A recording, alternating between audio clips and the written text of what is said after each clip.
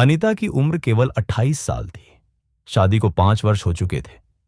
शहर के एक साधारण मोहल्ले में उसका परिवार रहता था। पति रवि, सास और एक 4 साल की बेटी। सब कुछ ठीक था, पर अनीता के मन के भीतर एक अधूरापन था, जैसे कोई आवाज उसे पुकार रही हो। बचपन से ही उसे पहाड़, जंगल और यात्राएं बहुत आकर्षित करती थीं। कॉलेज के दिनों में वह अक्सर दोस्तों के साथ छोटी छोटी ट्रैकिंग पर जाया करती थी।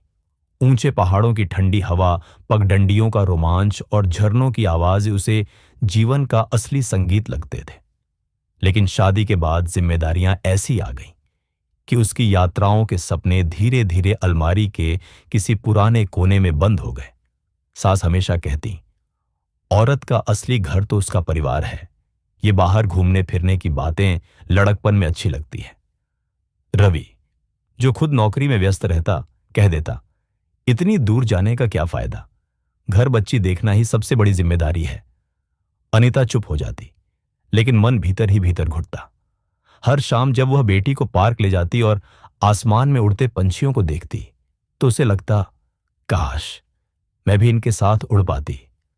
समाज का दबाव। एक दिन मोहल्ले की कुछ महिलाएं घर आईं। बातचीत के बीच अनीता ने मजाक में कहा, मुझे तो कभी कभी पहाड़ों पर जाकर ट्रैकिंग करने का मन करता है। सबकी हंसी फूट पड़ी। अरे बहू जी, ये सब शौक शादी से पहले अच्छे लगते हैं। अब आपको घर गृहस्थी देखनी है। ये लड़कपन की बातें छोड़ दीजिए।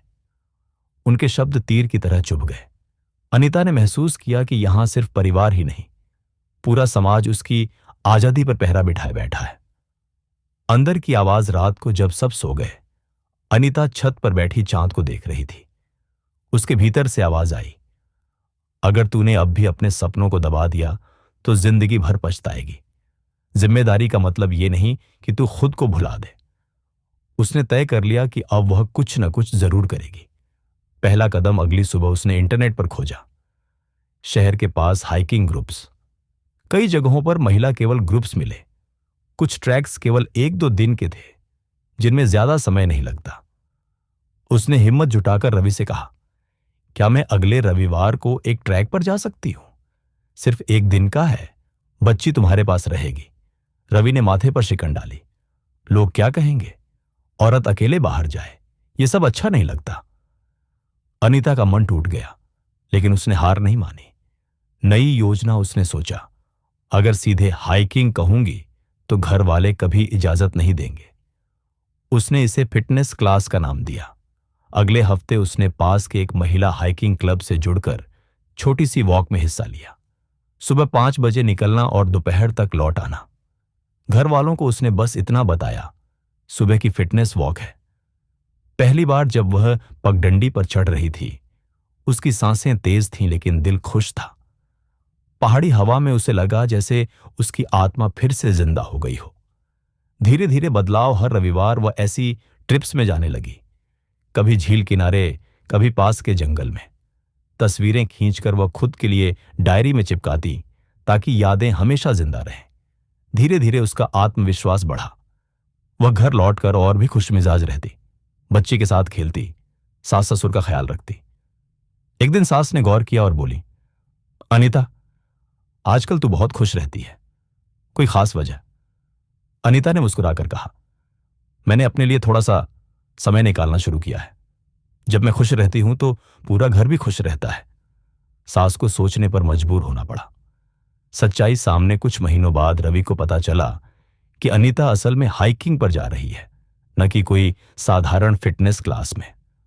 वह गुस्से से बोला, तूने मुझसे झूठ क्यों बोला? अनीता ने शांत स्वर में कहा, क्योंकि अगर मैंने सच बताया होता तो तुम कभी इजाजत नहीं देते। मैं कोई गलत काम नहीं कर रही, बस अपने सपने पूरे कर रही हूं। और देखो, इसका असर घर पर भी अच्छा ही पड़ा है। मैं ज्यादा खुश और ऊर्जावान हूं। रवि चुप हो गया। उसने सोचा, सच में? अनीता की आंखों की चमक पहले से अलग है। समाज का सामना। धीरे धीरे मोहल्ले में भी खबर फैल गई कि अनीता ट्रैकिंग करती है। कुछ औरतें फिर हंसी उड़ाने लगीं। अरे बहू जी पहाड़ चढ़ती हैं, घर का काम कम पड़ गया क्या? अनीता ने इस बार चुप्पी नहीं साधी। वह बोली, औरत अगर घर संभाल सकती है तो दुनिया भी देख सकती है। मेरी बेटी मुझे देखकर सीखेगी कि औरतें सिर्फ चूल्हे तक सीमित नहीं होती। उसकी निडर आवाज सुनकर कई महिलाएं मन ही मन प्रेरित हुईं। नई शुरुआत धीरे धीरे रवि भी बदलने लगा। एक दिन उसने कहा, अगली बार मैं भी तुम्हारे साथ ट्रैक पर चलना चाहता हूं। अनीता का चेहरा खिल गया। अब उसका सपना अकेला नहीं था, बल्कि परिवार भी साथ था। कुछ महीनों में अनीता ने छोटे छोटे हाइकिंग ग्रुप्स का नेतृत्व करना शुरू कर दिया। शहर की कई महिलाएं उससे जुड़ गईं। ये सिर्फ यात्राएं नहीं थीं, बल्कि एक आंदोलन था। खुद को पहचानो। निष्कर्ष, अनीता ने समाज और परिवार की दीवारों के बीच से अपनी राह निकाल ली। उसने दिखा दिया कि सपनों को दबाना नहीं चाहिए, बल्कि समझदारी और धैर्य से जीना चाहिए। आज वह कहती है, औरत की असली उड़ान तभी शुरू होती है जब वह अपने सपनों को जीना सीख लेती है। परिवार की जिम्मेदारी निभाते हुए भी खुद को खोना जरूरी नहीं, बस पहला कदम हिम्मत से उठाना होता है।